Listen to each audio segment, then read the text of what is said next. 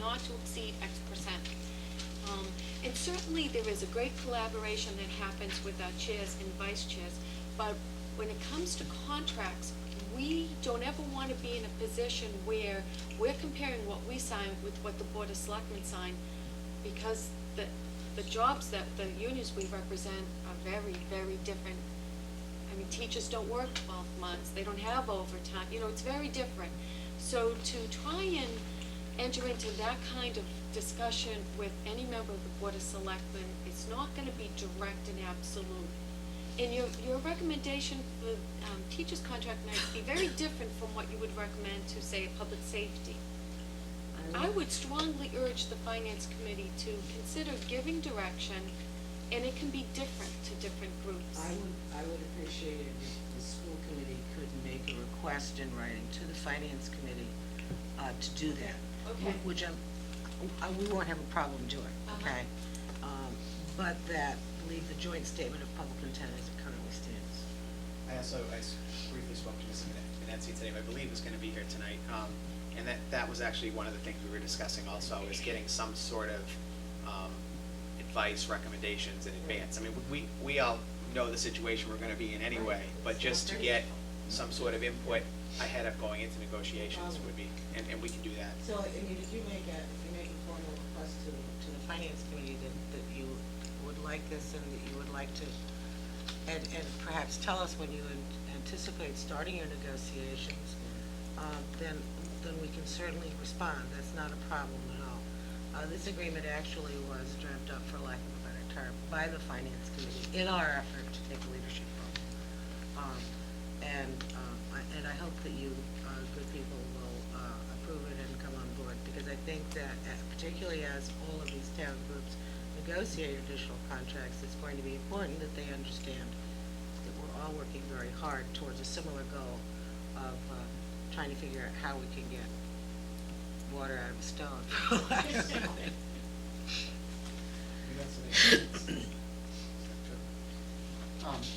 Abby, we've had a couple of back and forths on this, and you've been very helpful in clarifying some of the wording on this. In the fourth paragraph, at the very end where it says the Finance Committee will provide a non-binding recommendation to the school committee or the Board of Selectmen after receipt of the cost analysis. Could you speak a little more about what form you see that? I mean, how do you see the recommendation, or maybe Don? I think what our plan is to review that cost analysis from whomever we receive it, looking at it in light of the current budget and projected revenue and expenses, and come back to whoever gave us the analysis with our thoughts on how it would fit into the budget, or if we thought it needed to be trimmed down. A written response, we would be getting analysis, and you would expect to get a written response from the Finance Committee after we met and did our review of it. So I'm not.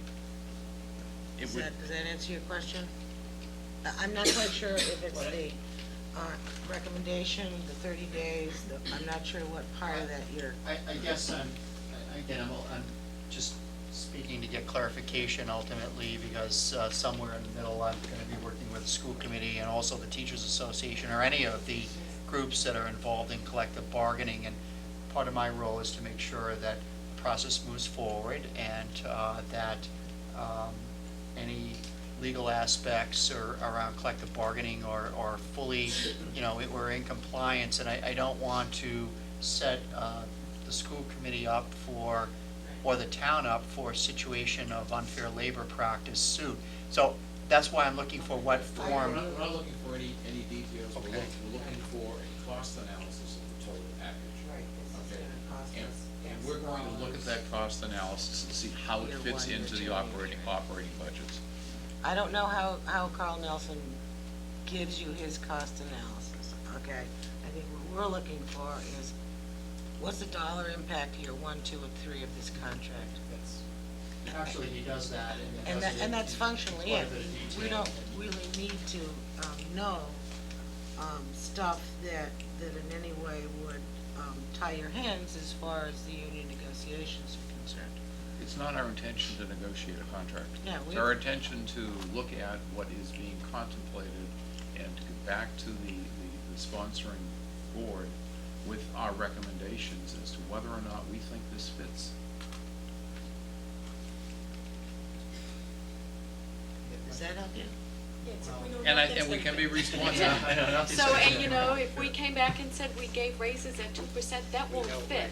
We know. Well, we don't really wanna know 2%. Right. Well, maybe the parents, we're much more concerned about, What's gonna cost? yeah, what's it gonna cost? That's basically it, okay? And you need to include, you know, the step increases and salary increases, et cetera. We want the dollar amount. You don't have to break it out into X for subsidized lunch, Y for travel. You know, we just, you know, here's what the impact on the budget is gonna be, and then we need to look at the budget and say, gee, you know, can we handle this? You know, how could we make it fit in? Would it fit in? Does this mean we have to eliminate fire and police? You know, what can we do? And if it doesn't, then we need to get back to you and say, gee, you know, having these numbers would require a lot of winning lottery tickets, you know. Well, see, we already know that the step raises built into our contract going into next year don't fit within the town's ability to Right. afford the school. We already know that. So, for instance, if we came back with a number that did not fit into the revenue projections, and we all know revenue projections can be manipulated. So, Or they can you change. see the potential for, you know, some issues here, where if we come back and we say this contract's gonna cost $100,000, but conservative revenue estimates only allow for $50,000, so you guys come back and say it doesn't fit. Are we then in an arm wrestle over conservative revenue estimates, or an arm wrestle over the amount we've awarded? Or even yet, are we in an arm wrestle over, well, we're signing it anyway, so what's gonna go to afford it? Do you see? We're in an arm wrestle first. Okay. That'd be the first step, okay? And I think that I'm just guessing, okay, because this is new for all of the parties concerned. I would suggest to you that we might come back and say, gee, that's gonna be pretty difficult to pull off. Where do you think you can make some changes? Not necessarily in the contract, okay? You know, but, you know, can you, I don't know, cut back on crayons, my favorite.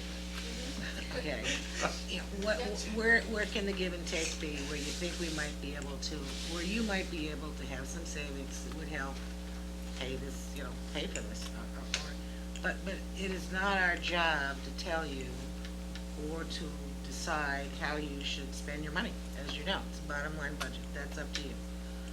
Nor is it our job to tell you how to negotiate your contracts.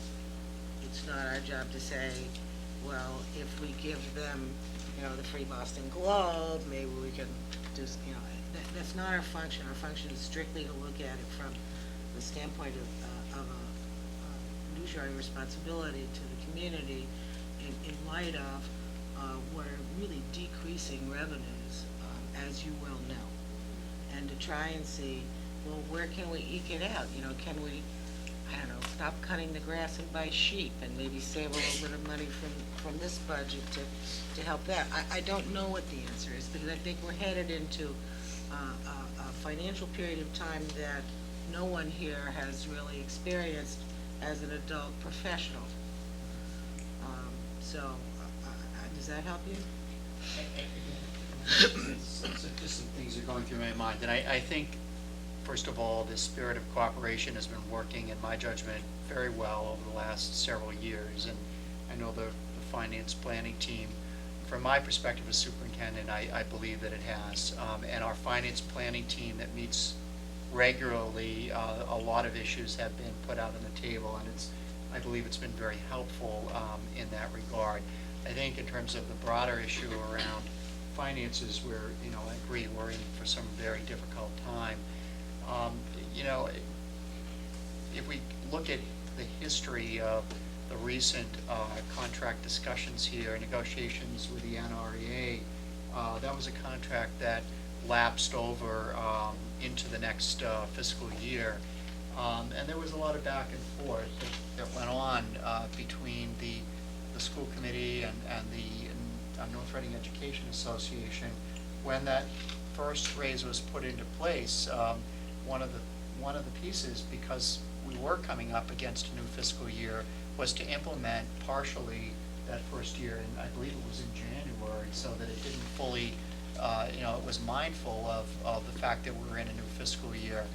But I think the community will remember that despite the work of both sides, there was great involvement of the community in that negotiations through attendance at school committee meetings and letters to the editor and so forth. And, part of the strategy sometimes by some groups is to delay settling a contract, particularly if, I'm not suggesting the school committee was doing that, but that there could be a delay for the purpose of hoping for better and longer times. And I just want to be sure that we're not adding to the complexity of that discussion here.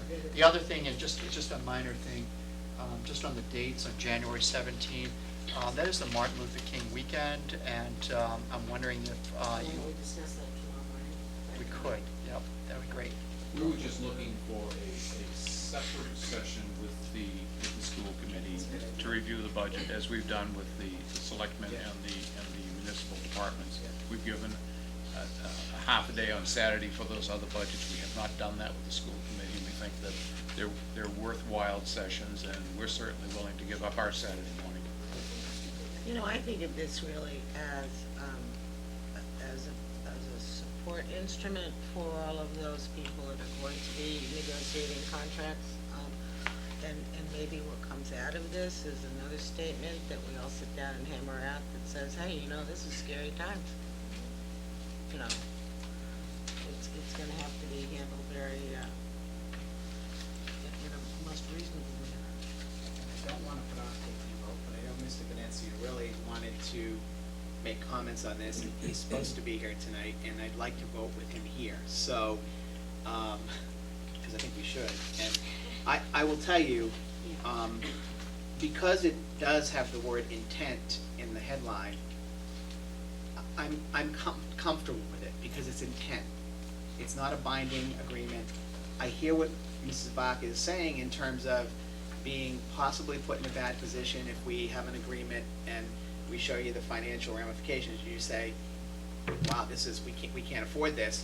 At the same time, however, whether we have this or not, we're gonna know that we can't afford it, and the finance committee is gonna let us know we can't afford it either way. So- then you wouldn't need the agreement. All communities are in this case. I mean, you already know that, I don't think it takes us or anybody else to let you know that, at this point, just having a job is probably, I mean, it is tough, and there's a trickle-down effect, and it's not gonna get easier. In our last contract rounds, it wasn't a school committee that was, giving away money. It was the parent groups that were relentless. And we stuck it out, and it was not easy, but we stuck it out, and we did one of the best contracts that I've seen in 15 years. This should in no way be inferred to be a reflection on any contract negotiations that have been negotiated either by the school committee or by the municipal side. Many of those contract negotiations, not just the school committee, but certainly the police negotiations as well, were very, very difficult. So this does not come out of that. This comes out of hard times. Let's work together. Let's see what we can do, and that really is what it's about. It's also making a statement to the public that the three groups, the selectmen, the school committee, and the finance committee, are on the same page on the importance and the severity of the financial situation that this town and everybody else is in, and we need to act together and responsibly. I see a couple of people want to speak, and lurking in the background is another FinCom member, Mark Yes, Westerveld. Mark Westerveld, 10 Darrell Drive, and also a member of the FinCom committee. I actually wanted to address several comments that have been made thus far, sitting in the back of the room here. Mrs. Vaca, you are right on the money in terms of several of the things that you brought up. I recall being in that room on the other end of the building here that night, where there were several folks, mostly parents,